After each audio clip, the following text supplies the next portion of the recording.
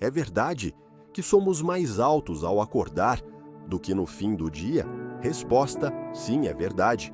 Ao acordarmos, somos ligeiramente mais altos do que quando vamos dormir. A diferença pode chegar a até 2 centímetros. Isso acontece porque, durante o sono, a coluna vertebral se alonga levemente. Ao deitarmos, a pressão gravitacional sobre os discos intervertebrais, as almofadas entre as vértebras, diminui, permitindo que eles se expandam e absorvam mais líquido. Já ao longo do dia, com o peso do corpo e os movimentos constantes, os discos se comprimem novamente, reduzindo temporariamente nossa estatura. Esse processo é natural e reversível e acontece todos os dias, sem que a maioria das pessoas perceba. Pergunta: tubarões existem há mais tempo que as árvores? Resposta: sim, e isso é surpreendente.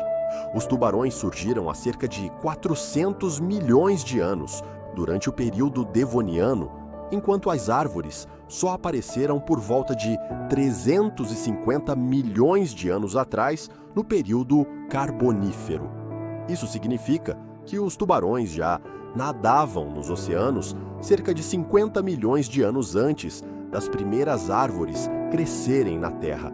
Essa incrível longevidade evolutiva mostra como os tubarões são organismos altamente adaptados ao ambiente marinho.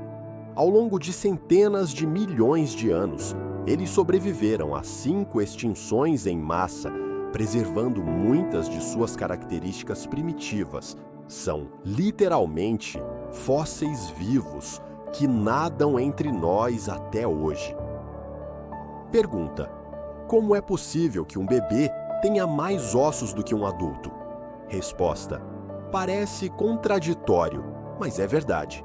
Os bebês nascem com cerca de 270 ossos, enquanto os adultos têm em média 206. Isso acontece porque muitos ossos dos recém-nascidos ainda não estão completamente formados. São separados por cartilagens flexíveis, o que facilita o parto e permite o crescimento do corpo.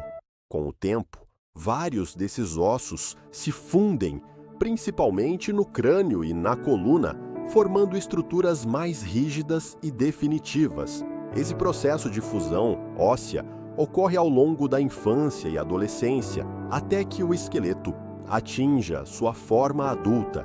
É mais um exemplo da incrível capacidade de adaptação e desenvolvimento do corpo humano. Pergunta: é verdade que o coração do camarão está localizado na cabeça? Resposta: sim. Por mais estranho que pareça, o coração do camarão fica localizado na parte da cabeça, mais precisamente na cavidade torácica, que está anatomicamente fundida à cabeça, formando o que é chamado de cefalotórax. Essa estrutura abriga não apenas o coração, mas também outros órgãos vitais, como o estômago e parte do sistema nervoso. Diferente dos mamíferos, a anatomia dos crustáceos segue uma organização bastante distinta, mas extremamente eficiente para seu estilo de vida. É um ótimo exemplo de como a natureza pode ser criativa e surpreendente na maneira como organiza os organismos vivos. Pergunta: como pode um dia durar mais que um ano em Vênus? Resposta: por mais surpreendente que pareça, é verdade. Um dia em Vênus, o tempo que o planeta leva para dar uma volta completa em torno de si mesmo, dura cerca de 243 dias terrestres, enquanto um ano em Vênus, o tempo que leva para orbitar o Sol, dura aproximadamente 225 dias terrestres.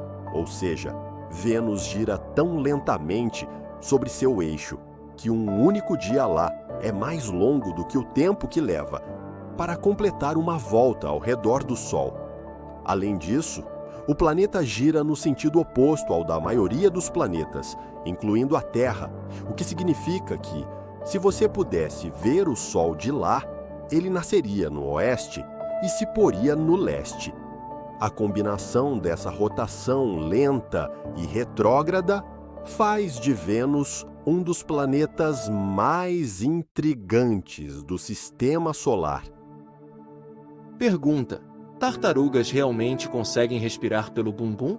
Resposta: sim, algumas espécies de tartarugas aquáticas conseguem. Esse fenômeno é chamado de respiração cloacal. A cloaca é uma abertura multifuncional que serve para excreção, reprodução e, em algumas tartarugas, troca gasosa. Durante o período de hibernação, quando estão submersas e seu metabolismo diminui drasticamente, essas tartarugas não podem usar os pulmões da maneira usual. Então, elas absorvem oxigênio da água através de sacos especializados localizados na cloaca, permitindo que continuem respirando mesmo sem subir à superfície. É um exemplo incrível de adaptação da natureza para a sobrevivência em ambientes extremos.